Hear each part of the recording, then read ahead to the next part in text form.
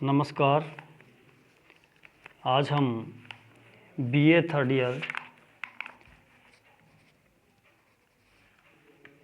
Year के प्रादेशिक भूगोल की संकल्पना भूगोल में टॉपिक ले रहे हैं। तो इसके अंतर्गत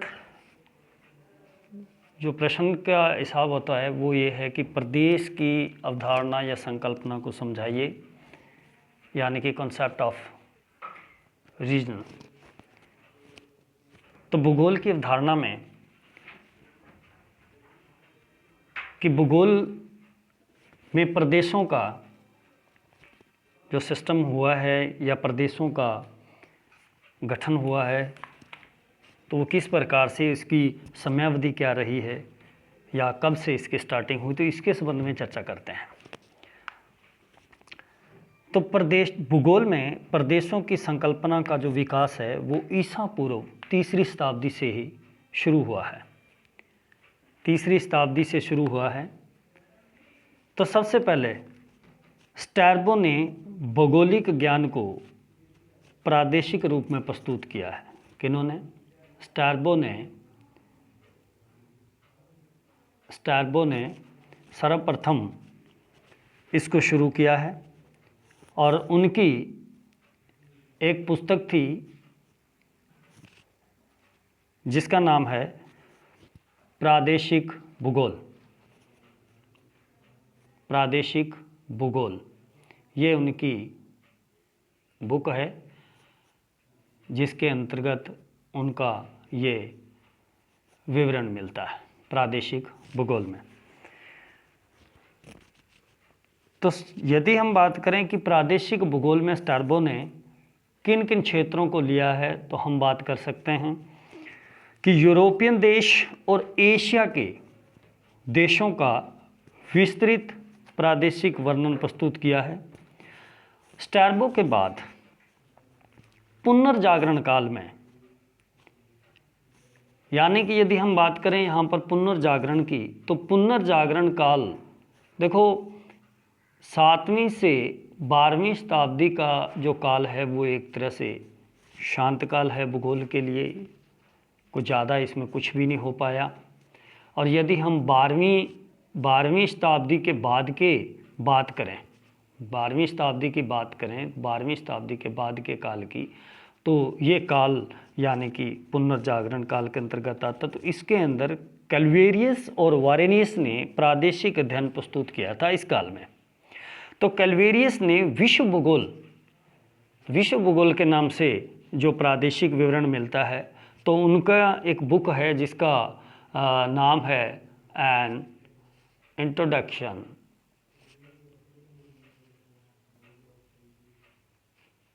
इंट्रोडक्शन ऑफ यूनिवर्सल ज्योग्राफी। तो ये एक उनकी पुस्तक है जो विश्व भूगोल के नाम से, जिसके अंदर विश्व के विभिन्न देशों का प्रादेशिक विवरण दिया है।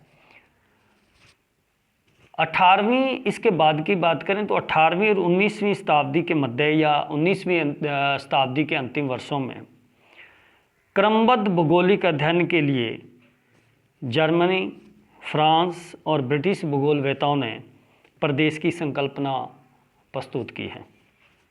और इसी समय जर्मनी की राजनीति इकाइयों को प्राकृतिक सीमाओं के रूप में, यानी कि प्रदेशों को निर्धारण में मद्देनज़र रखा गया है। यदि मैं उस समय के विद्वानों के बारे में बताऊं, सामने स्क्रीन पर भी आप देख सकते हैं। सामने स्क्रीन में हम देख सकते हैं। तो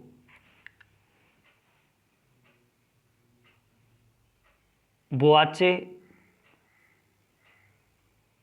गैटलर, हैमर्स, ज्यून, इन्होंने यानी कि भूगोल का समर्थन किया था शुद्ध भूगोल के रूप में, जिसके अंदर प्रदेशों के निर्धारण में राजनीतिक तथ्यों को नज़रअंदाज किया है।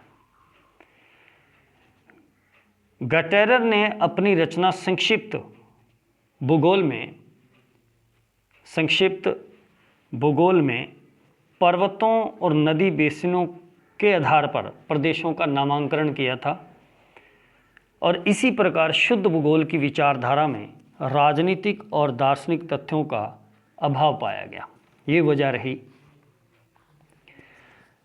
यदि हम आगे 18वीं शताब्दी के अंत की बात करें, अंतिम वर्षों की बात करें, तो 18वीं शताब्दी के अंत में प्रसिद्ध जर्मन दार्शनिक भूगोलवेता जिसका नाम था इमैनुएल कांट, यदि हम स्क्रीन पे यदि हम बात करें तो ये इमैनुएल कांट की बात आती है। तो कांट ने प्रदेश के अध्ययन का जो आधार है वो क्रमबद्ध पूर्ण विचारधारा को बनाने का प्रयास किया था और उन्होंने ही लौकिक एकता का सिद्धांत, मानव भूगोल में भी ये चीज़ पढ़ने को मिलती है, एकता के सिद्धांत के अंदर कि प्रदेशों का अध्ययन किया था।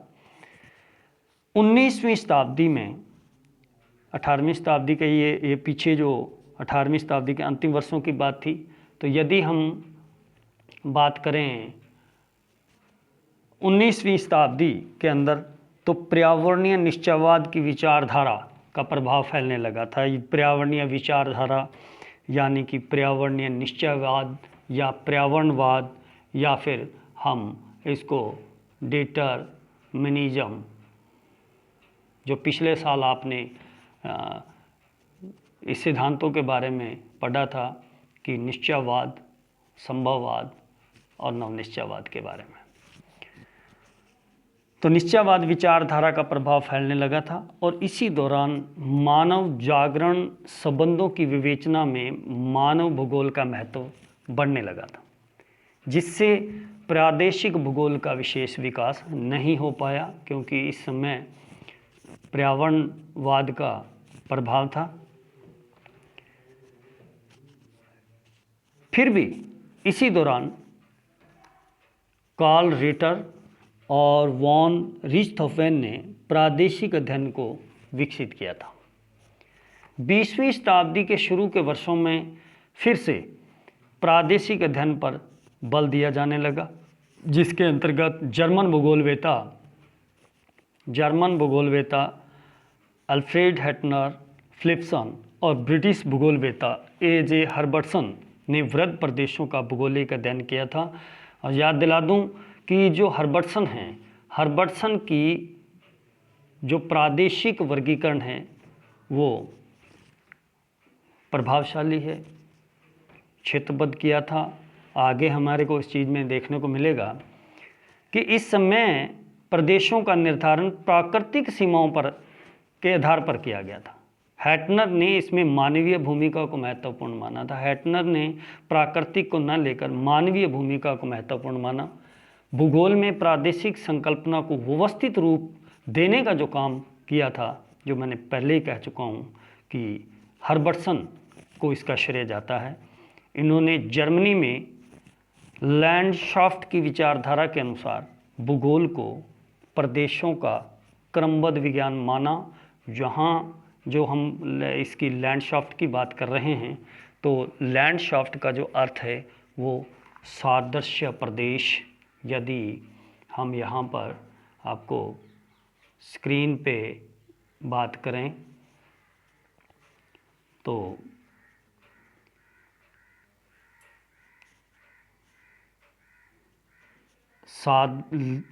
सादृश्य प्रदेश, हाँ, यानी कि रीजन विद अपेंस से लिया गया है। ये अंग्रेजी के लैंडस्केप से भिन्न है, क्योंकि उसका अर्थ होता है भूदृश्य, लेकिन ये सादृश्य प्रदेश के बारे में बात है। जर्मनी में लैंडशाफ्ट का अध्ययन लांटेनसाच, स्मिथनेर, कार्ल ट्रॉल, कैरोल और हंसा बुबेक ये विद्वानों ने किया था। अल्फ्रेड कैचॉर्फ ने प्रादेशिक भूगोल, जो एक जर्मन लैंग्वेज में है, लैंडरकोडे वॉन एप्रोप का संपादन, ये बुक का नाम है, जो यानी कि जर्मन भाषा में। इसके अलावा वॉल्ट फिशर के द्वारा भूमध्य सागरीय क्षेत्र, अलेक्जेंडर सोपान के द्वारा ऑस्ट्रेलिया व हंगरी, अल्फ्रेड हैटनर के द्वारा कोलंबिया यानी कि एंडीज दक्षिण अमेरिका के बारे में बात है, आदि ग्रंथों का प्रकाशन हुआ है। यदि हम यहाँ पर फ्रांसीसी भूगोलवेत्ताओं से संबंधित बात करें, मानव भूगोल के महत्वपूर्ण जो एक राइटर या भूगोलवेत्ता की बात करें, फ्रांस के मानव भूगोल के अंदर की बात करें तो यहाँ पर विडाल डी ब्लॉस महत्वपूर्ण भूगोलवेत्ता माने जाते हैं और इन्होंने संपूर्ण विश्व के प्रादेशिक भूगोल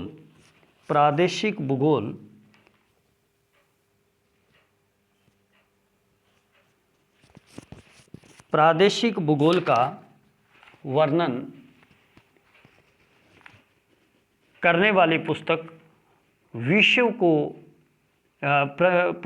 विश्व की योजना बनाई। उन्होंने फ्रांस का भूगोल यानी कि फ्रांस का भूगोल जो एक प्रादेशिक भूगोल से संबंधित बुक है, ठीक है, तो इससे संबंधित यदि हम बात करें तो ये जो बुक है फ्रांस का भूगोल यानी कि टेबेल्यू डे ला जोग्राफिया डी ला फ्रांस